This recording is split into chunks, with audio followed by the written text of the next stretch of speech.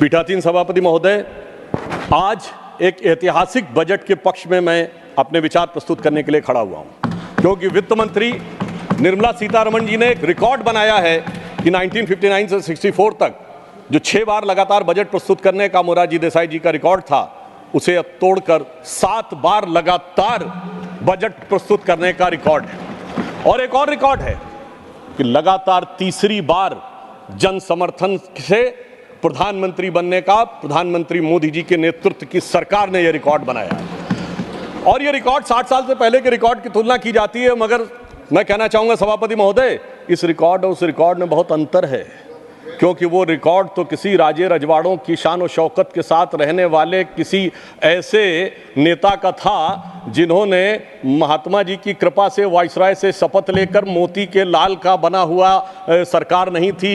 ये अभावों में पैदा हुए राष्ट्रवाद का संकल्प लेकर युवावस्था से स्वयंसेवक बनकर एक चाय बेचने वाले के लाल के नेतृत्व में बनी हुई सरकार तीसरी बार बनने का यह बजट है। महोदय, बजट आंकड़ों का प्रतिबिंब होता है, मगर कुछ लोगों की आंखें ऐसा धोखा खाती हैं कि उन्हें आंकड़े सही समझ में नहीं आते। हमारी सरकार आने से पहले 10वें नंबर की अर्थव्यवस्था थी, वो कमजोर थी। आज 5वें नंबर की अर्थव्यवस्था है, वो अच्छी है, मगर इनको वो अच्छी और ये बुरी लगती है। जब 74,000 रुपए पर कैपिटा इनकम थी तो वो अच्छा था, अब 2,12,000 रुपए पर कैपिटा इनकम है तो वो खराब है। 10% महंगाई अच्छी थी, 5% महंगाई खराब है। ग्रोथ रेट 5% से कम थी, वो अच्छी थी, और अब ग्रोथ रेट 7.2 और कुछ सीमाओं में 8% है तो वो खराब है। मगर सभापति महोदय, समझा जा सकता है जिनकी संख्या की समझ ऐसी हो कि 99 बड़ा है और 240 छोटा है, 22% वोट अच्छा है, 38% वोट कम है, तो वो सहज ही समझा जा सकता है। जिनकी सोच ऐसी हो कि थर्ड टर्म में गवर्नमेंट बनाना पराजय है और थर्ड अटेम्प्ट में थर्ड डिजिट टच न कर पाना ऐतिहासिक विजय है, मुझे लगता है। परंतु एक बात मैं कहना चाहूंगा कि इतना तो कम से कम उनको अख्तियार मिला है कि पहली बार नेता प्रतिपक्ष का पद उनको मिला है। इस बात के लिए मैं उनको शुभकामना देना चाहता हूं। और राजीव शुक्ला जी ने अभी एक शेर बोलते हुए कहा था ना कि वो शोहरत आई है, वो गई भी हो सकती है, तो वो जिस ढंग के लहजे और जिस ढंग के तेवर दिखा रहे हैं, उनके लिए मैं कहना चाहूँगा, हमारे यूपी की एक शायरा है, इमरान प्रतापगढ़ी जी को याद होगा, उनकी बड़ी फेमस नज़्म है कि खामोश लब हैं, झुकी हैं पलकें, दिलों में उल्फत नई नई है। मगर यहाँ तो उल्टा है, गुस्ताख लब हैं, तनी हैं बौहें, दिलों में नफरत नई नई है। मगर उसके आगे की लाइन है, ज़रा सा कुदरत ने क्या नवाजा जो आके बैठे हो पहली सफ में, यानी फर्स्ट रो में। जरा सा कुदरत ने क्या नवाजा जो आके बैठे हो पहली सफ में, अभी से उड़ने लगे हवा में, अभी तो शोहरत नई नई है। तो अब मैं कहना चाहूंगा कि उनको हवा से उतारकर धरातल का कुछ इतिहास बताना चाहता हूं।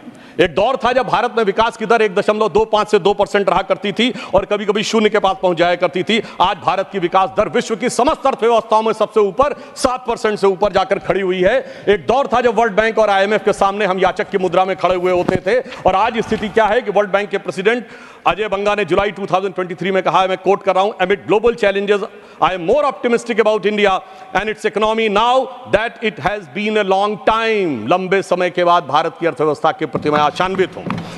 महोदय, मैं याद दिलाना चाहता हूं, पुराने जमाने की एक बड़ी फेमस फिल्म थी जिसमें एक डायलॉग था कि तुम्हारा मुल्क 1970 के आसपास की, ये 2 रोटी खाता है तो एक कर्जे की खाता, India's contribution to the world is 0 0 and 0। मैं याद दिलाना चाहता हूं, आज मोदी जी के नेतृत्व में हालत ये हुई है कि IMF की चीफ क्रिस्टिना जॉर्जिएवा ने कहा है कि India's contribution to the global GDP is 15% and it is becoming growth a continuous to remain a bright spot in the global economy। Sir, 15% के द्वारा ब्राइटेस्ट स्पॉट भारत बना हुआ है। फिस्कल डेफिसिट 4.9% है, करंट अकाउंट डेफिसिट 0.7% है, all time high capital expenditure है, all time high foreign exchange reserve है। और एक और तथ्य में शायद लोगों ने ध्यान रहा हो, पिछले वर्ष भारत में फॉरेन रेमिटेंस $125 बिलियन का हुआ, जो पूरे वर्ल्ड में सबसे ज्यादा था, चाइना से भी ज्यादा था।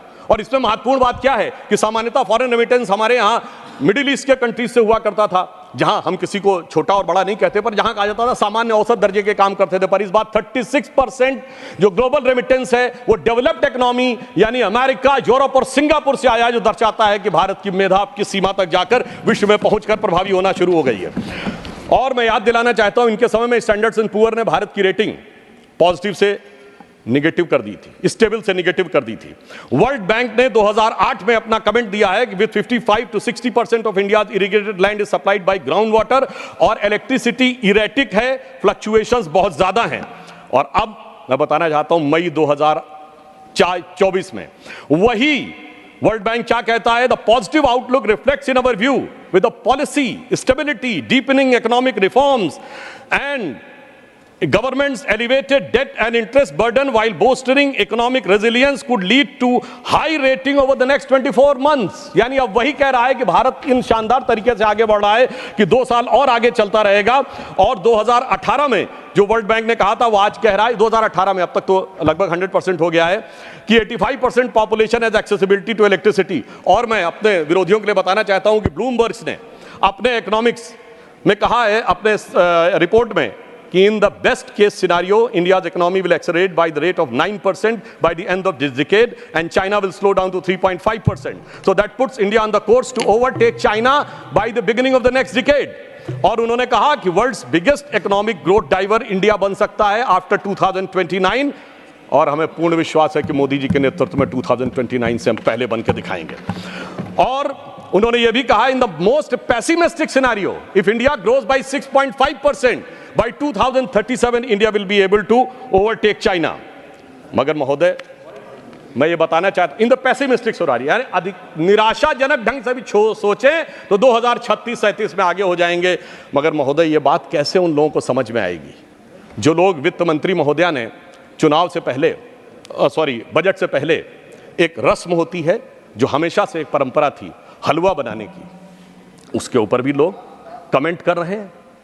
कहा जा रहा है कि इसमें SC ST और OBC कहां पे हैं। वैसे तो हमारे शायद वित्त राज्य मंत्री उन्हें दिखाई नहीं पड़े, मगर मैं पूछना चाहता हूं, ये वो लोग पूछ रहे हैं सभापति महोदय जो 60 साल से खाते रहे हलवा और जनता को खिलाते रहे बलुआ। मैं पूछना चाहता हूं महोदय OBC की बात करने वालों से कि 53 में काका कालेलकर कमेटी बनी, 55 में रिपोर्ट आई और 55 से 77 तक 22 साल OBC खाता रहा बलुआ और ये खाते रहे हलवा। 1980 में मंडल कमीशन की रिपोर्ट आई, इंदिरा जी और राजीव जी की सरकारें आई, 10 साल तक OBC खाता रहा बलुआ और ये खाते रहे हलवा। जिन्होंने 4-4 पीढ़ियों तक खाया है हलवा, वो आज हमसे आके पूछ रहे हैं, वो तो मोदी जी जब आए तो OBC कमीशन को संवैधानिक दर्जा मिला, अन्यथा मैं हलवा और बलुआ वालों से पूछना चाहता हूं, बताएं 2014 में इनकी कैबिनेट में कितने OBC मिनिस्टर थे? 3 के भी नाम अगर बता दें तो ये दर्शाता है, मगर दर्शाने में कोई बहुत बड़ी समस्या भी नहीं है। आपको ध्यान हो, उनके लिए ये बजट एक चक्रव्यूह की तरह हो गया है। वो कहते हैं चक्रव्यूह और पद्मव्यूह समान है। पद्म मतलब लोटस यानी कमल। मगर महोदय मैं आपको बता देना चाहता हूं, आपके माध्यम से पूरे देश को बता देना चाहता हूं, उनकी ज्ञान के ऊपर महोदय पद्मव्यूह चक्रव्यूह अलग है। प्राचीन भारत में पद्मव्यूह है, चक्रव्यूह है, गरुड़ व्यूह है, क्रौंच व्यूह है, चंद्र व्यूह है, मकर व्यूह है, त्रिशूल व्यूह है, 36 प्रकार के व्यूह हैं। मगर क्या करें, जिनको व्यू नजर आता हो उनके लिए हर चीज में उनको भारतीय जनता पार्टी और कमल के ऊपर आपत्ति नजर आती। तो मैं ये भी कहना चाहता हूं सभापति महोदय, हम सब चाहते हैं इस देश में समृद्धि आए, बजट इसीलिए लाया जाता है, यानी मां लक्ष्मी की कृपा रहे। और हम सब चाहते हैं देश में प्रबुद्धता आए, मां सरस्वती की कृपा रहे। और मां सरस्वती भी कमल पर विराजती हैं और मां लक्ष्मी भी कमल पर ही विराजती हैं। जितना कमल खिला रहेगा उतना इस देश में समृद्धि का मार्ग प्रशस्त रहेगा। अब मैं आगे भी बताना चाहता हूं, आज एम्प्लॉयमेंट लिंक स्कीम आई तो कोई कहते हैं कि हम अचानक एम्प्लॉयमेंट लिंक स्कीम आए, ऐसा नहीं था। प्रधानमंत्री जब 2014 में प्रधानमंत्री बने, उन्होंने शुरू से देखिए स्टेप बाय स्टेप, उन्होंने पहले जनधन अकाउंट खोले। लोगों ने कहा पैसा कहां से आएगा, उन्होंने कहा I am having in the mind, तुम खाते खोलो। DBT डायरेक्ट बेनिफिट ट्रांसफर आया, उसके बाद मुद्रा स्कीम आई, उसके बाद प्रोडक्ट लिंक इक्विटी स्कीम आई। अरे पहले प्रोडक्ट बनेगा, फिर विश्वकर्मा स्कीम आई, फिर आप देखिए आज एम्प्लॉय लिंक स्कीम आई है। जैसे जैसे हमारी समृद्धि बढ़ी, हमने जनता को श्रेय दिया। पहले 6,000 रुपए किसान सम्मान निधि थी, अब इस बजट में 12,000 की। पहले 10 लाख रुपए तक की मुद्रा योजना थी, अब 20 लाख की। और महोदय इनका हथियार है भ्रम और भय, हमारा है विकास और विश्वास। मैं याद दिलाना चाहता हूं कि इन लोगों ने मात्र 1.5 साल पहले इस बात का प्रबल प्रचार किया था कि SBI बर्बाद हो गया, LIC बर्बाद हो गया, HAL बर्बाद हो गया। तो मैं आपके माध्यम से सदन के संज्ञान में लाना चाहता हूं कि एलआईसी ने पिछले क्वार्टर में 17,000 करोड़ रुपए का प्रॉफिट दर्ज किया है, जो एलआईसी का ऑल टाइम हाई है। स्टेट बैंक ऑफ इंडिया ने पिछले क्वार्टर में 21,000 करोड़ का प्रॉफिट दर्ज किया है, जो प्राइवेट और गवर्नमेंट मिलाकर सबसे ज्यादा है। एसबीआई का ऑल टाइम हाई नहीं है, इवन रिलायंस से भी ज्यादा है। और एचएएल ने 2023-24 में 29,810 करोड़ रुपए का रेवेन्यू प्राप्त किया है और 80,000 करोड़ रुपए के उसके ऑर्डर्स पाइपलाइन में है, जो ऑल टाइम हाई है। यह मैं केवल इसलिए बताना चाहता हूं कि सदैव मैंने सुना है सभापति महोदय कि भारत की कंपनियां पब्लिक सेक्टर की हो या प्राइवेट सेक्टर की हो, उनके बारे में दुष्प्रचार होता है। मैंने आज तक किसी विदेशी कंपनी के बारे में दुष्प्रचार होते नहीं देखा। मैं उसके बारे में विस्तार से नहीं जाना चाहता, उनके लोगों की कैसे कैसे मदद की जाती है, परंतु मैं इतना जरूर कह देना चाहता हूं, आज ये नजारा इतना बदला है कि आप सोचिए कि हम 5वीं बड़ी अर्थव्यवस्था जिस ब्रिटेन को ओवरटेक करके बने हैं, आज ब्रिटेन में इच्छा ज्यादा है कि भारत से फ्री ट्रेड एग्रीमेंट हो। हम लोगों के बचपन में सभापति महोदय ये कल्पना नहीं की जा सकती थी कि ब्रिटेन की इच्छा ज्यादा होगी, वहां इस बात के लालसा अधिक है कि भारत का वो हो। परंतु मैं एक और बात कहना चाहता हूं, हमारे विरोधी कहते हैं कि डॉलर के प्रति कीमत कम हो गई। मुझे लगता पता नहीं वो किस जमाने में जी रहे हैं। वो दिन गए जब डॉलर वर्ल्ड की हार्ड करेंसी हुआ करता था। मैं कोट करना चाहता हूं, अब धीरे धीरे वो स्तर डॉलर का हट रहा है। इसी वर्ष मई 7 को आईएमएफ की फर्स्ट डिप्टी मैनेजिंग डायरेक्टर ने कहा है, उनका लंबा स्टेटमेंट नहीं, अंतिम का वाक्य बताना चाहता हूं, in sum the international monetary and the reserve system continues to evolve.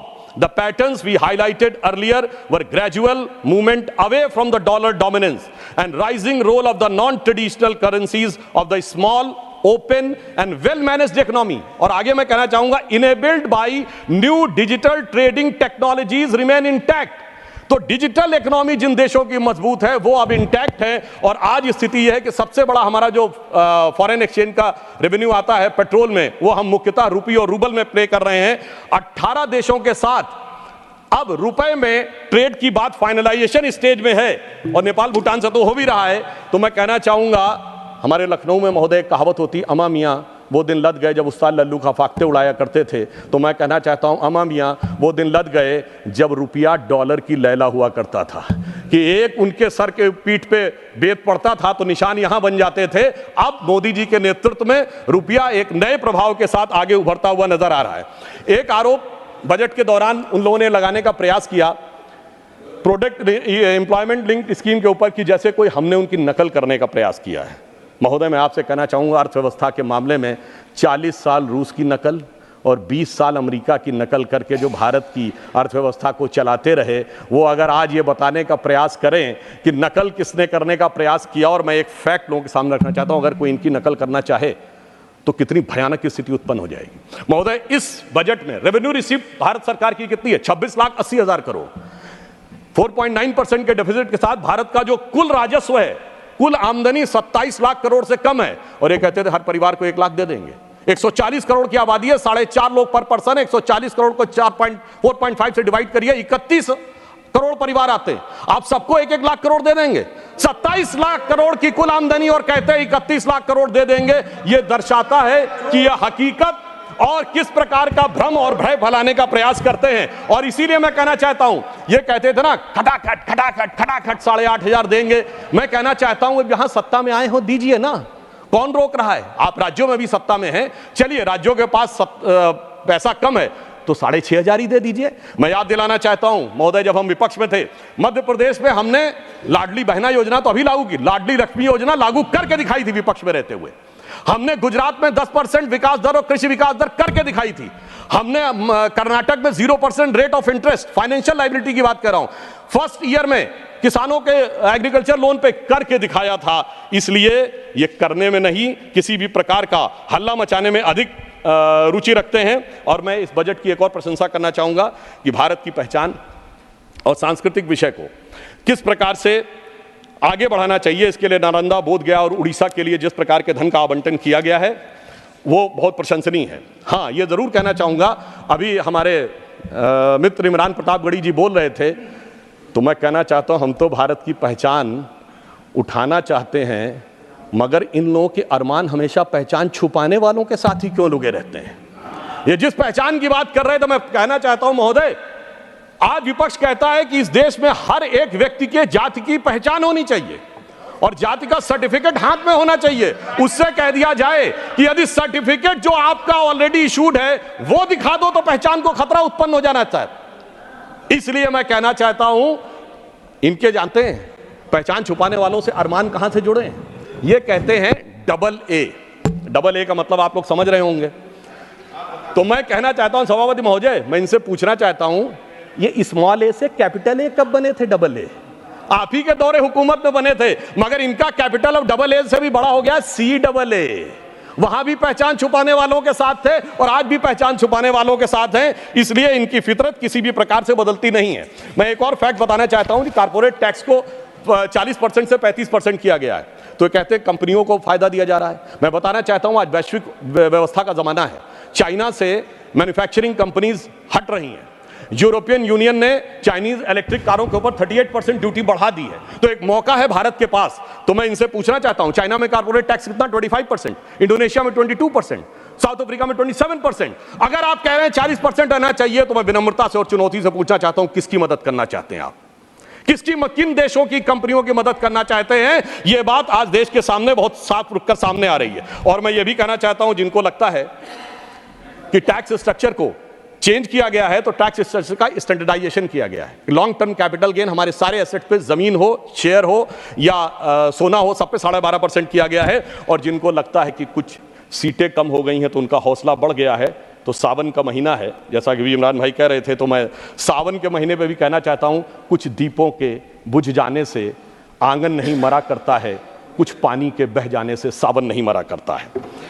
अब मैं ये भी बताना चाहता हूं महोदय, जिस महंगाई की बात ये करने का प्रयास कर रहे हैं, आज ये कहते हैं बेरोजगारी की बात, तो ईपीएफओ सबसे ऑथेंटिक डाटा होता है, एम्प्लॉय प्रोविडेंट फंड। तो हमारी इस बजट में व्यवस्था की गई है कि सरकार शुरुआत में एम्प्लॉयज प्रोविडेंट फंड में भी कंट्रीब्यूशन देगी। और फिर मैं कहना चाहता हूं लेमेंस रूप में, अगर कोई भी चीज का रोजगार सृजन नहीं हो रहा, तो 37 किलोमीटर पर डे सड़क बन रही है, 12 किलोमीटर पर डे रेलवे का इलेक्ट्रिफिकेशन हो रहा है, सबसे ऊपर 4 करोड़ प्रधानमंत्री आवास बन गए, 74 एयरपोर्ट बन गए, चिनाब में सबसे ऊंचा पुल बन गया, कोलकाता में नदी के नीचे मेट्रो बन गई। ये बना कौन रहा है? सबसे बड़ा मोबाइल मैन्युफैक्चरर बन गया भारत। ये बना कौन रहा है? आसमान से जिन्नात नहीं आ रहे महोदय, कोई ना कोई बना रहा है। इसलिए आंकड़ों में देख लें या हकीकत में देख लें, ये बात बिल्कुल साफ हो जाती है। और जो अभी उन्होंने दूध दही की बात कही थी, तो मैं एक बात बता देना चाहता हूं महोदय, 2004 में जाके देख लीजिए, फुल क्रीम दूध 18 रुपए का था, जब हमारी सरकार आई तो 40 रुपए का था। कितना बढ़ा? 120%। और आज कितना है? 65 रुपए का। कितना बढ़ा? 60%। तो जब तुलना की जानी चाहिए तो ईमानदारी से तुलना की जानी चाहिए। और राज्यों को देने की बात पे मैं कहना चाहता हूं, हमारी सरकार ने ईमानदारी से दिया है। डिफेंस कॉरिडोर बनाने की बात आई, सबसे बड़ा जो डिफेंस एस्टेब्लिशमेंट जो अंतर हुआ है हमारी सरकार आने के बाद, 2 डिफेंस कॉरिडोर हुए, एक उत्तर भारत में, एक दक्षिण भारत में। उत्तर भारत का मेरा उत्तर प्रदेश को और दक्षिण भारत तमिलनाडु को। उत्तर प्रदेश में भी उस समय हमारी सरकार नहीं थी, पर आप सोच सकते हैं सरकार आ सकती थी। तमिलनाडु में तो हमारी सरकार आने की संभावना नहीं थी, फिर भी ईमानदारी से दिया है। महाराष्ट्र में वधावन पोर्ट के लिए 76,000 करोड़ रुपए दिया गया है। आज मैं बताना चाहता हूं, 500 बड़ी कंपनियां जो आएंगी, तो उत्तर भारत में एनसीआर का क्षेत्र उससे सबसे ज्यादा लाभान्वित होगा। तो दिल्ली के आसपास के राज्य, हरियाणा हो, उत्तर प्रदेश हो, राजस्थान, उनको सबसे ज्यादा लाभ मिलने की संभावना है। आईफोन बनाने की फैक्ट्री तमिलनाडु और कर्नाटक में लगाई गई है, जिससे इस बात का पता चलता है। मगर एक बात मैं और कहना चाहता हूं महोदय, ये कहते हैं बिहार को बहुत दिया गया और वहां कहते हैं बिहार को कुछ नहीं दिया गया।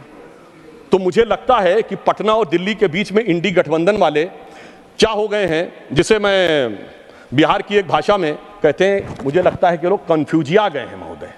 ये इतना कंफ्यूजिया गए हैं कि जिसे आदरणीय लालू प्रसाद यादव जी का एक बड़ा फेमस डायलॉग था, जो उन्हीं की शैली में था कि बहुत पॉलिटिक्स है। मुझे लगता महोदय बहुत पॉलिटिक्स है, इसलिए दिल्ली सही बोल रहा कि पटना सही बोल रहा, पटना सही बोल रहा दिल्ली सही बोल रहा, ये समझ से परे है। ये दर्शाता है कि कुल मिलाकर इनके मन में मोदी विरोध की पॉलिटिक्स में इतने कंफ्यूज हो गए हैं कि इनके जो फ्यूज जो हैं उड़ने शुरू हो गए हैं। अब मैं ये भी बताना चाहता हूं, मेरा समय समाप्त की ओर है, तो मैं तेजी के साथ सिर्फ ये बताना चाहता हूं इनके मन का भाव क्या है। इनके कर्नाटक के मंत्री डीके सुरेश इस प्रकार का बयान देते हैं कि टैक्स कलेक्शन साउथ में ज्यादा है और नॉर्थ में कम है। उनसे इंटरव्यू पूछा जाता था कि आप अलग होना चाहते हो, तो वो ये भी बोल देते हैं हाँ हम इस बारे में भी सोच सकते हैं। इस प्रकार की विघटनकारी सोच। और अभी किसानों की बात कर रहे थे, 1200 किसानों ने आत्महत्या की है कर्नाटक में, और इसके बाद वहां के उप मुख्यमंत्री कहते हैं कि यह तो निजी कारणों से हुई है। यह संवेदनशीलता है किसानों के प्रति। और मैं कहना चाहूंगा कि महंगाई को लेकर जो बात कहते हैं, तो सिर्फ संक्षेप में, आज तक के इतिहास में सबसे अधिक महंगाई वाले जो वर्ष हैं और सबसे कम महंगाई वाले जो वर्ष हैं, सबसे अधिक महंगाई वाले वर्ष 1974, 91, 98, 81, 2010, 1983, 92, 80, 2009 और 1994, सब के सब आपके हैं। 76 में निगेटिव हो गई थी ग्रोथ रेट, वो एक अलग कहानी थी। अब आप आइए, लोएस्ट इन्फ्लेशन वाले रेट कौन से हैं? केवल एक कांग्रेस के दौर का है, 76 जो इमरजेंसी का दौर था। इसके अलावा 78, 2017, 2019, 2014, 2001, 2008, 2018, 2000 और 2005, यानी कि जिन्होंने सदैव महंगाई में झोंके रखा, उसके बाद भी महोदय, मैं अंत में कहना चाहूंगे, उसके बाद इनकी तलखी देखिए, इनकी बदजुबानी देखिए। तो इन्होंने हिसाब किताब की बात कही थी, तो मैं सिर्फ ये कहना चाहूंगा अंत में इनके लिए कि लहजे में बदजुबानी और चेहरे पे नकाब लिए फिरते हैं। लहजे में बदजुबानी, चेहरे पे नकाब लिए फिरते हैं। जिनके खुद के बही खाते बेहिसाब बिगड़े हैं, वही हमसे सारा हिसाब लिए फिरते हैं। धन्यवाद।